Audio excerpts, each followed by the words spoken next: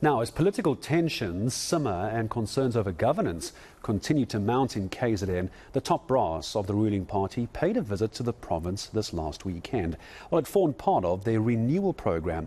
Meanwhile, the eThekwini municipality is going to be subjected to a Section 154 intervention. Now, that means the national government can intervene to assist the metro. The word "can" is very, very important. The party president, Cyril Ramaphosa, also refuting claims that the KZN PEC, it's the Provincial Executive Committee, is set for disbandment. So there's a lot coming out of KZN. Political analyst Sandile Swana joining us to unpack that very important weekend for the ruling party. Sandile, good morning.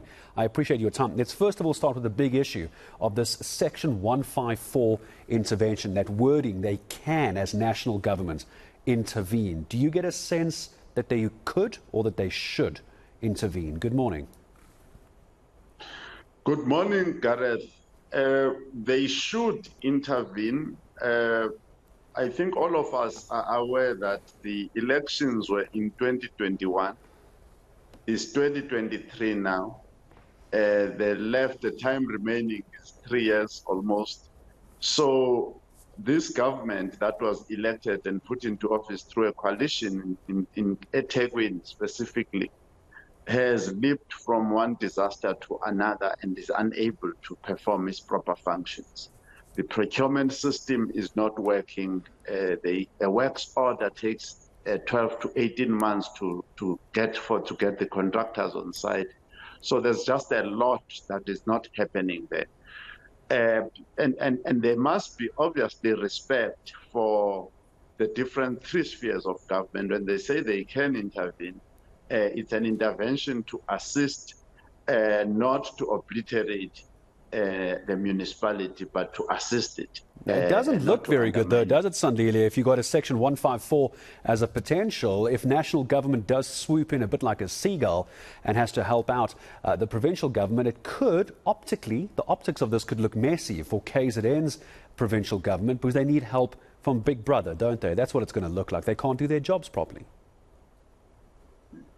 I think the optics are already looking bad. I think all of us know that the provincial government has made its own blunders.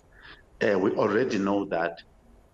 So the coming of Lubisi into KZN, and I don't think it's actually going to be a big debate, but they will try to present some form of united front in some way or the other. And the other pressing issue, which I suppose we have not yet started discussing, is that there are elections that they are losing and there are elections that are coming up by elections.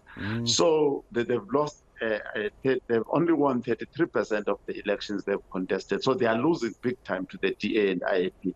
So it's a disaster all round, and we thought this younger leadership of Duma and Mdolo is going to do a much better job and actually demonstrate what this younger generation of ANC people says they can do.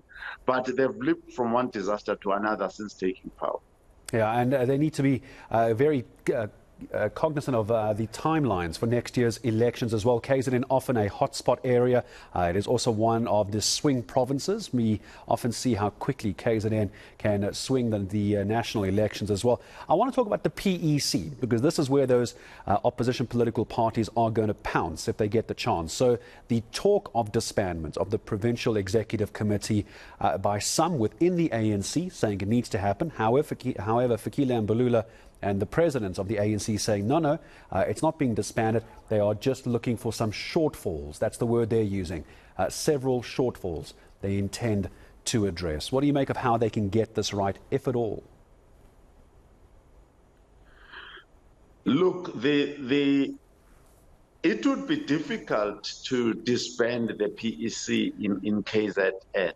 I mean, all of us know that the politics of KZN are very violent and not easy to control. So, disbandment would not be the straightforward option.